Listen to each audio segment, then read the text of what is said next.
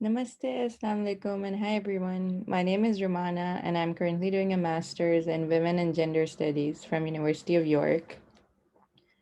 And these days, I'm having quite a lot of fun reading books for my dissertation, which is on the Islamic marriage law and the legal marriage contract in Pakistan. So today, I thought I would share some of my favorite books with you in this vlog. Obviously, because of the lockdown, I'm very sad that I cannot access the library like I used to. I have very few options of physical books. So my readings are mostly limited to online readings, but I'm very happy that I have quite a few books that I can read physically. And the beautiful covers, which I'm excited to share. So the first book that I have in my reading list for the week is The Marriage Clock by Zara Rahim. This book talks about the traditional marriage systems in South Asia, of the arranged marriage, the aunties who are flocking girls, and all of that. It's a satirical, right? And I'm very excited to start reading it. The book was published in 2019, and according to the New York Times, it says you will want to read this in one sitting. So can't wait.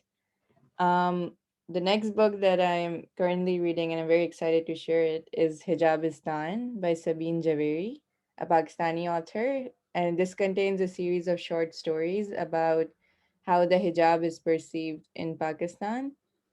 This book was also published in 2019. And the stories are really short and easy to get through, so it's very exciting. Because my dissertation is so closely linked to Islam and the Quran, so I've also been looking at interpretations of the Quran in sacred Muslim text. So I came across this book, which is called Women in Quran, Rereading the Sacred Text from a Woman's Perspective. It was written by Amina Wadud in 1999, and it has been translated into various languages. So I mean, I have the English translation, and it's a very dense text. So I'm taking my time to get through to it because I want to make sure I'm understanding everything fully. That's the nice thing about social sciences. I think that you can read a novel and that counts in your bibliography, and then you can also look at really theoretical texts, and what you write in the end is a mixture of both, which is really beautiful. So next up is another novel that I actually finished and I really, really enjoyed it. It's called The Stationery Shop of Tehran by Marjan Kamali.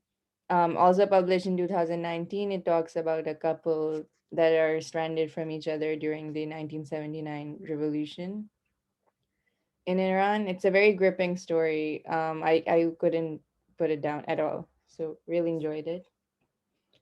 Another all-time favorite of mine, The Beekeeper of Aleppo by Christy Lefteri, published in 2019, talks about a couple that immigrates from Syria to the UK and their entire journey.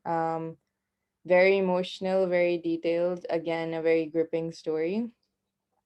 And I really like that this is based off the writer's experience of volunteering with refugees in Greece, I believe. So very realistic, very true, heartbreaking, but I think also equally important to read so that we know what's going on in the world and we can understand the pain of others and also the importance of literature in telling a story across cultures.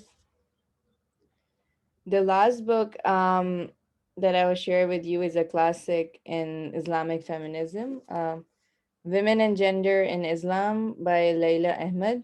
Um, Again, there have been various versions of this book that have been published over the years, but the one that I'm looking at was written in 1992, dated, but it is really astounding how like the texts and the things that she writes about are still present in contemporary Pakistan, which is what I'm looking at, which is my focus of research.